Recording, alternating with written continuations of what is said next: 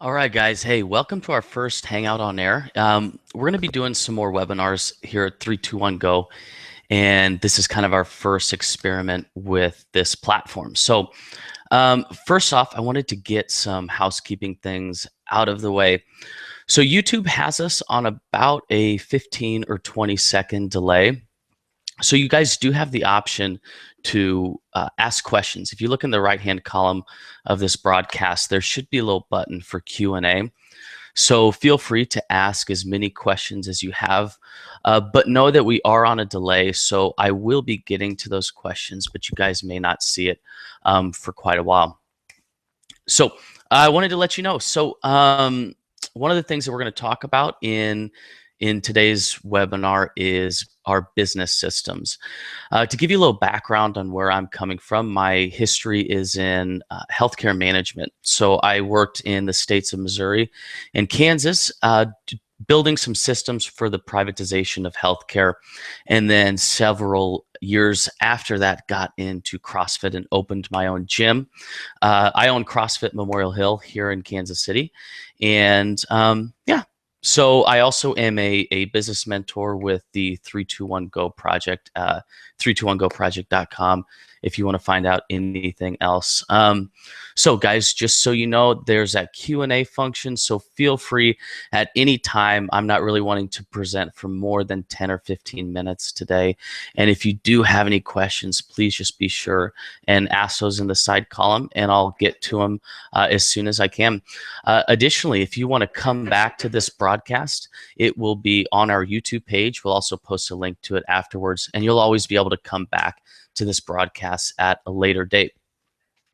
So the goal today, we're going to be doing a lot of these. So by no means are we going to cover everything that there is to know about business systems today, but I do want to give you guys kind of a roadmap to start thinking about your gym in a way that puts your members first. One thing that we always talk about at the 321 Go project is help first. And I know that all of you guys got into this business to help people first and foremost. So that being said, I'm going to talk a little bit today about the roadmap, the journey that your athletes take from when they join your gym, and then once they integrate with your gym, to talk about a couple of the retention strategies that we teach. So I do have a whiteboard here. Hopefully you guys can see this just fine. So we talk about four main areas. We have awareness, interest or desire, integration, and retention are kind of the four main experience points that your athletes are going to have.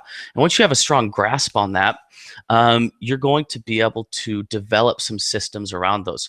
So I'm actually going to start at the very end. So I'm going to start with your retention strategies and maybe teach you guys a couple of the things that we teach in the 321 Go Project Academy. And then you guys can develop a few systems around that.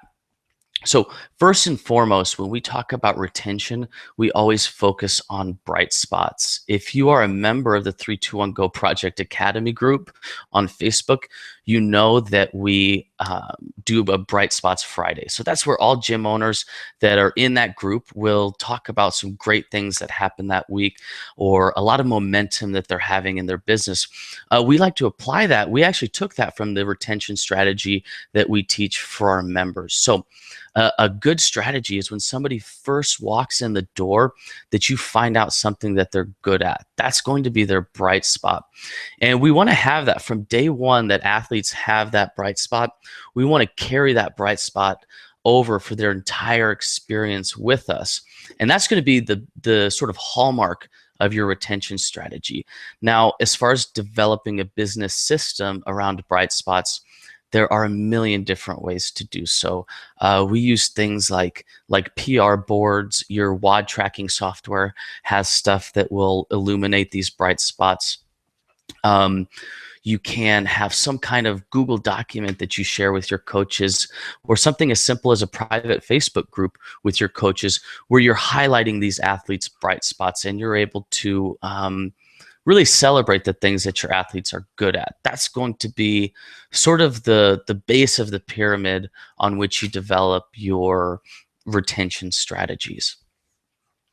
Another thing that we teach as far as retention goes is a joy girl, and I don't want to be discriminatory. You can also have a joy dude or a joy boy, if you will.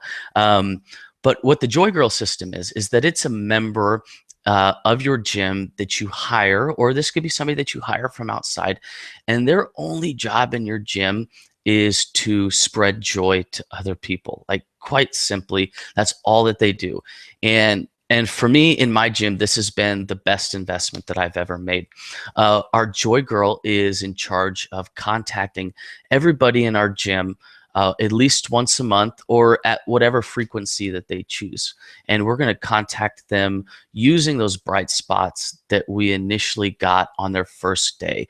And we want to make sure that this joy girl or joy dude, whatever you want to call it, is celebrating these things that your athletes are good at.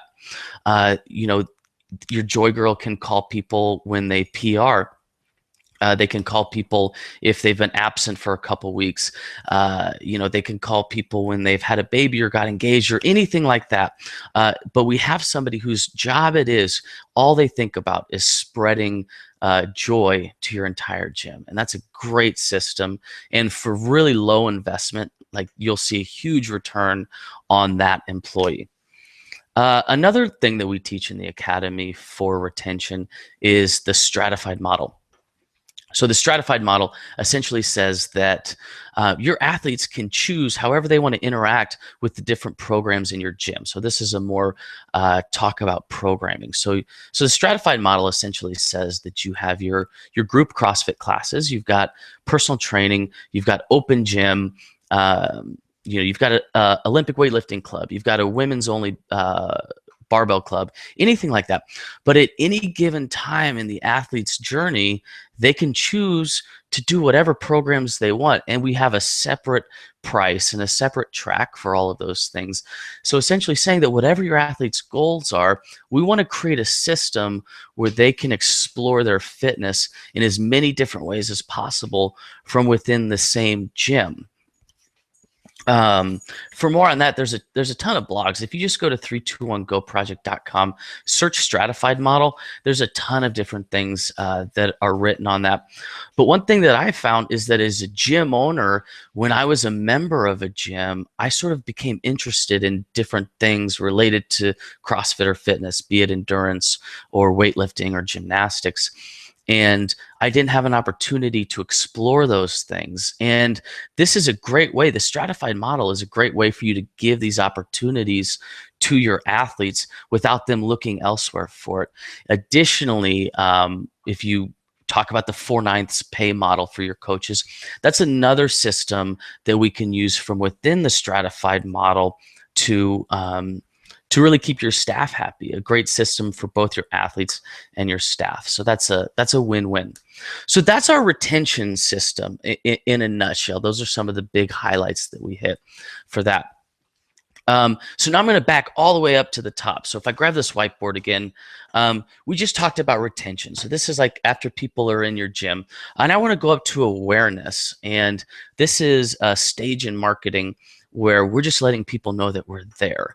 And it's important to distinguish what type of marketing we do during this stage. So some examples of this that you guys are all probably using is like Facebook. You probably post some pictures of your members and stuff on Facebook.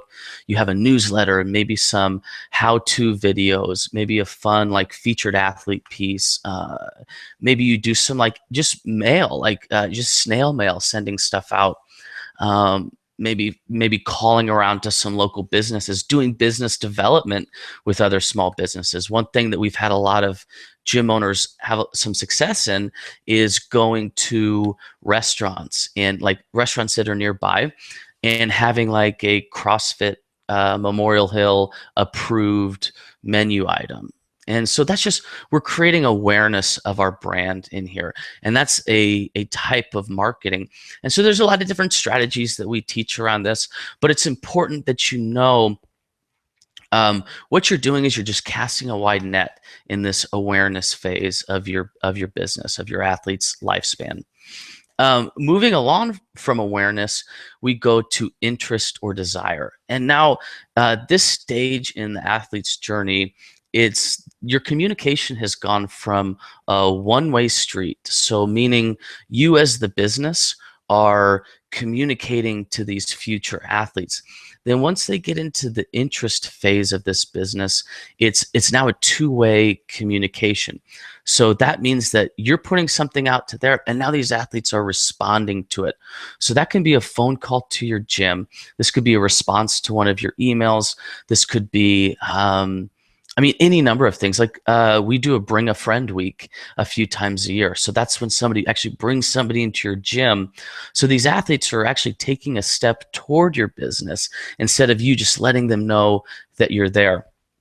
If you have an awesome website and there's a lot of different opportunities for people to sign up for a newsletter, or maybe like a free download for an ebook or nutrition guide, or a how to squat demo video, if somebody signs up for that, we would consider them in the interest phase, and pretty close to like stepping foot into your gym and joining.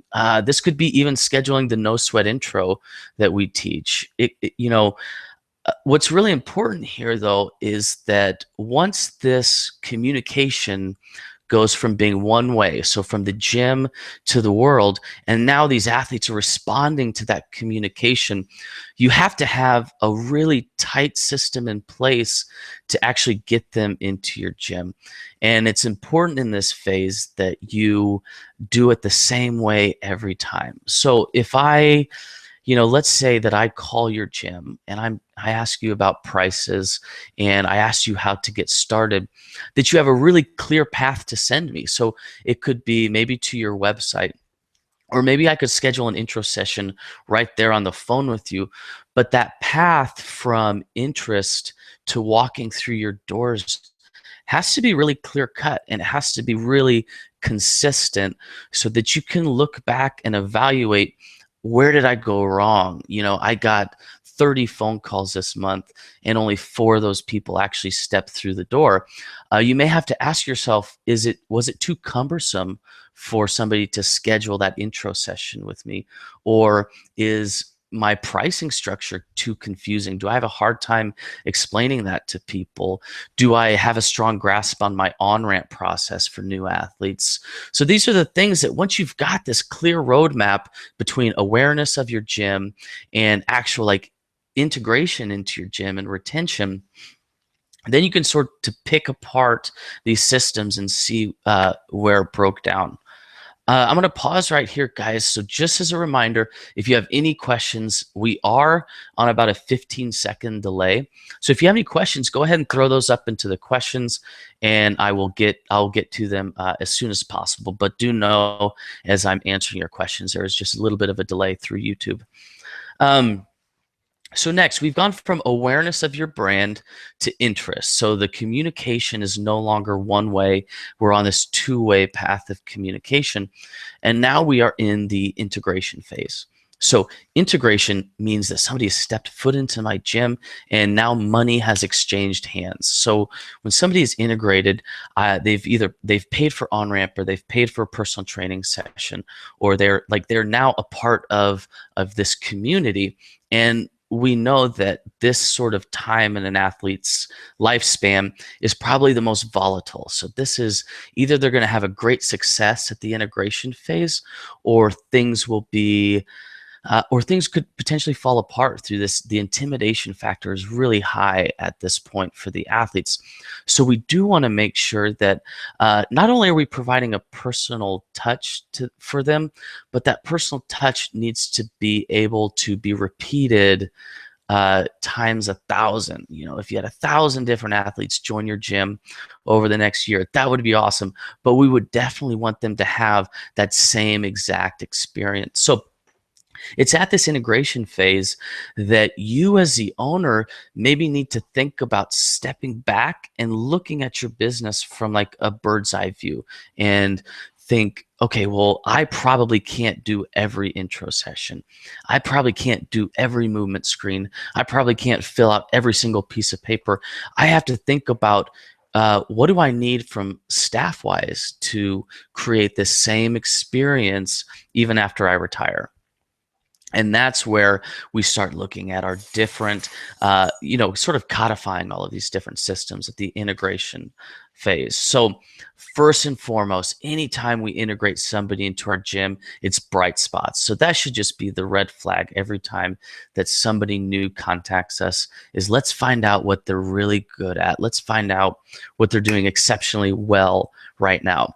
The second thing that we found that is a great indicator of a good integration system is choice.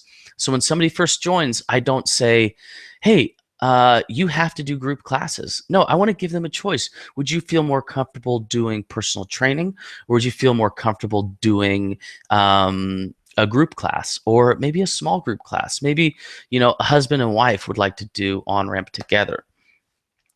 Follow up. You need to have follow up during the integration phase. So you need to have a system in place where people are getting automated emails. So let's say every time they sign in for a class, or every day, going forward, that they're going to have some sort of contact in this most volatile stage of the athlete. So it could be email, phone call, but whatever you choose for your system in this phase needs to be super, super consistent. Um, so next is on-ramp. Again, I talked about choice in on-ramp, but you have to have an on-ramping process for your athletes. If they go in with the entire gym, you still have to have something in place to make sure that they're integrated into your culture and into your training. I'm programming aside, or talking about the benefits of having an on-ramp or not having an on-ramp aside. I'm not talking about the program itself. I'm talking about a system whereby you can integrate athletes into what their experience will be. So, had our first question, so I'm going to go ahead and get to that. So the question is, we're going to hire a Joy Girl within the next month. How do we go about getting this program started with our current athletes? Do we try to schedule goal setting sessions with all of them? All right, so that's coming from Josh. Josh, that's an awesome question. Getting your Joy Girl started for the first time and introducing your athletes to it, the first thing that I would do would be to introduce that Joy Girl in a newsletter and make sure your coaches are talking about it in classes. The last thing that we want to do is surprise our athletes with a new system. So I found that people need about 3 to 4 weeks of heads up time for transitions. So if you just let your athletes know through however you do your announcements, hey, we've hired Sally as our Joy Girl, and she'll be contacting you every month or however long you would like. So look for that in the coming months. We're really excited about, putting our finger on the pulse of the gym, see where you guys are, see where your goals are, and we can really begin to develop these programs around you, our membership. And then what I would do is I would first start calling them with bright spots in mind. So I'm talking PRs. And if you need to kind of build that into your programming, so build it into your training to where you're setting people up for PRs, meaning you have designated test times, that's a great excuse for you, Joy Girl, to go ahead and give people a call, and they'll be stoked about it because you're giving them praise for something that they've done really well. Trying to schedule goal setting sessions with all of your athletes could be potentially very cumbersome. It to me, it feels like it's very it's very like one-to-one, and that could take a really long time. I'm not completely opposed to going back and scheduling these goal settings, but if we could maybe figure out a way to get that information to your Joy Girl in a more succinct manner. So this could be something as easy as like a Survey Monkey, or you could do a survey. Google has a great survey app that you could make these surveys with. And I'm just trying to think of a way that you could maybe gather all of this data in one place and kind of ask people maybe the big highlights, your nutrition goals, your performance goals, or body composition goals, or, what would be your feelings of success? How do you want to use your functional fitness this year? Talking about playing new sports. What are those kind of goals? And if we could get those in a broader scope and then deliver those to the Joy Girl, then I think you could be more efficient with the use of your Joy Girl, in so much as she'll be able to have all of that data and really get to work on this retention system, and you won't be spinning your wheels trying to gather data just to do that. So that would be my recommendation, Josh. But I would say good for you on hiring a Joy Girl. Your Joy Girl will that investment will more than pay for itself, like tenfold on a quarterly or monthly basis. So awesome.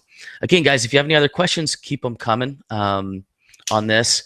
So when we talk about building these systems, there's 3 questions that we want to ask ourselves. First of those is, can we automate a system? So I'll tell you, a big pain point that I had was scheduling intro sessions. It was like a million emails back and forth, or phone calls, and having to be in front of my calendar to look at my calendar. And it was a pain in the neck. And I never just thought to look, hey, there's probably software out there that will just do this for me, and I won't have to, I won't have to worry about making sure that I have all of the, have my calendar in front of me, that I'm not driving, that I'm, buy a computer to schedule this. So there's software out there to do a lot of different stuff. So, newsletter signups, automated emails, scheduling. There's a million apps. If you guys want like some actual names of apps and things like that, I did a podcast some time ago, 321GoProject.com. It's the Sport of Business podcast. Check it out. I did one just strictly on automations that I use on a weekly basis, and that just saved me hours and hours of my time. So when thinking about developing your systems, can I automate that system is going to be the first thing, because it's going to be by far your cheapest and easiest option. Second thing that we want to ask ourselves when creating systems is, can we hire somebody? So, and I'm talking just like straight out of the box, hire somebody. And this could be, for even cleaning and sanitizing your gym or organizing your gym. We're just hiring somebody and saying, hey, here's where the cleaning supplies are. I need you in here 2 times a week. And there's not a ton of work on your end, but for that money that you spend on that hire, typically when we hire somebody, that hourly wage is going to be much lower than you as the gym owner, you as the CEO, could then go out and earn elsewhere. So if you pay a high school kid, $12 an hour, $10 an hour to come in and clean your gym, you as the CEO working on your business could generate 10 times that per hour. And I would even say probably 20 or 30 times that per hour, just by hiring somebody right out the gate to do one of these lower skill tasks. The third thing that we want to ask ourselves when developing a business system is, can we train somebody to do it? And so, what I mean here is, there's a difference between hiring somebody and training somebody. When you hire somebody, they're just kind of ready to go that day. And when you train somebody, you're needing to invest in them a little bit more. So I'm going to give you an example of this. Let's say you have an on-ramp program that you run, and you don't feel like you're able to replicate that on-ramp program, week after week, or even when you're out of town, or, you're eventually going to want to retire and won't be able to manage your on-ramp program. So you can bring a coach on and give them full responsibility over that on-ramp program, pay them on the 4/9 model, and they can make a great living. And you then are able to replicate this system and look at it from above and improve it where necessary. And it takes a little bit more time to train somebody how you would like them. But again, this is another example of that investment in your business, in hiring somebody and training somebody to develop these systems for you, will pay off huge dividends. So Guys, that's all I have for you. If you do have any questions, like I said, we are on a delay, so I'm going to leave the broadcast going for about another 20 or 30 seconds. And if you guys have any questions, please just throw them up in that Q&A section, and I would be more than happy to get to them. So as we're wrapping up, just want to let you know about some things that are coming up. At 321 Go Project, we do free calls for people that are interested. We've done hundreds of free calls with gym owners at all different stages of their business. This could be if you're in crisis, or this could be, if you're on the cusp of like exponential growth. These are some of the gym owners that we talk to. So if you're wanting to schedule one of these free calls, just head over to 321goproject.com. You can schedule a free call with Chris Cooper, and he would be more than happy to walk you through and just kind of give you a little bit more of a roadmap. In addition, for more information, we've got a podcast that comes out every week. It's the Sport of Business podcast. It's awesome. Another thing that we have coming out is we've got seminars that you can check out. We've got always doing new websites for people. So if you want to check out some of the awesome stuff that's going on, just head over to the website and find that. In addition to that, we've got 1 million free downloads. So we talk about all these systems. If it feels overwhelming and you don't know where to start, just head over to the website. It's just free stuff. Like I said, we just want to help first. That's our motto. So we can go there, download some of these things. Some of these systems are just ready built for you.